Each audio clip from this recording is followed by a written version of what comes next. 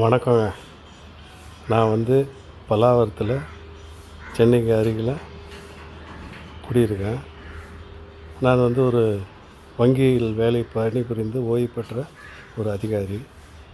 சில நாட்களுக்கு முன்பு நான் எனது குடும்பத்தினருடன், அக்கா, தங்கை ஆகிய குடும்பத்தினருடன் திருச்சிக்கு அருகில் உள்ள பொன்மலையில் பொன்னேஸ்வரி அம்மன் கோயிலை தரிசிக்க சென்றிருந்தோம்.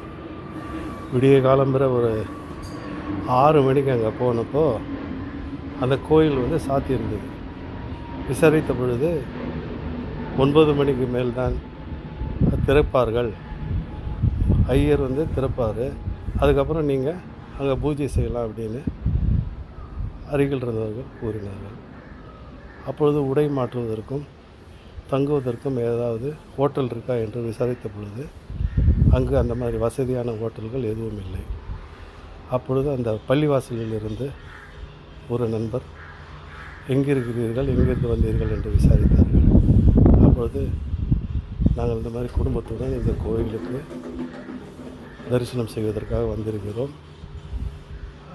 பக்கத்தில் எந்த ஹோட்டலும் இல்லாத காரணத்தினால் போய்விட்டு திரும்பி வருவதற்கும் கடினமாக இருக்கும் என்று யோசிக்கும் பொழுது தானாகவே அவரே தங்குவதற்கும் குளிப்பதற்கும் என்னுடைய பள்ளிவாசலை நீங்கள் உபயோகப்படுத்தி கொள்ளுங்கள் என்று அதை திறந்து வைத்து எங்களுக்கு எல்லா வசதியும் ஏற்படுத்தி கொடுத்தார். நாங்கள் எங்களுடைய காலை எல்லாம் முடித்து கொண்டு குளித்துவிட்டு உடையை மாற்றிக்கொண்டு அங்கிருந்து செல்லும் பொழுது அவர் எங்களுக்கு தேநீரும் பிஸ்கெட்டும் கொடுத்து உபசரித்து எங்களை சந்தோஷமாக வழி அனுப்பித்து வைத்தார்.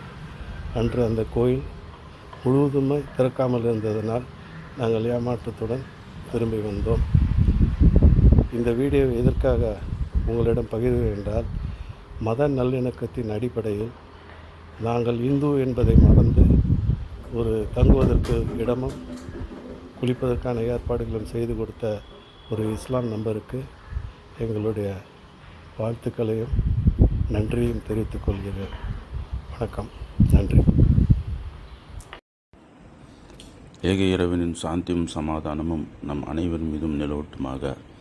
இந்த பதிவிட காரணம் என்னவென்றால், இன்றைய சூழலில் மத நல்லிணக்கம் குறிப்பாக இந்தியா முழுவதும் கொஞ்சம் சீர்கெட்டு இருக்கின்றது.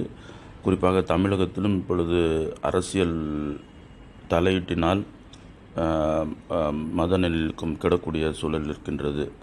எனவே இந்த பதிவின் மூலம் மக்கள் மத நல்லிணக்கம் அடைய வேண்டும் என்ற உயர்ந்த நோக்கத்தோடு தான் இந்த பதிவு செய்யப்படுகின்றது. இதை காணக்கூடிய மக்கள் மற்றவர்களுக்கும் இதை ஷேர் செய்து பயனடையும்படி அன்போடு கேட்டுக்கொள்கின்றோம்.